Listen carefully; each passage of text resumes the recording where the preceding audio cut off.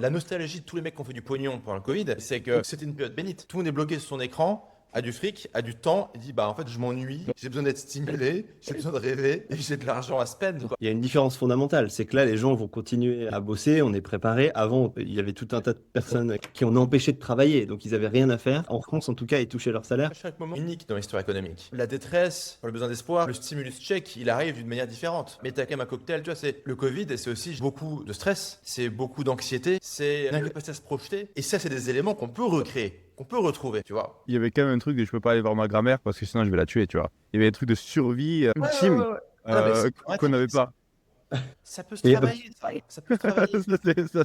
Mais j'irais c'est vénère.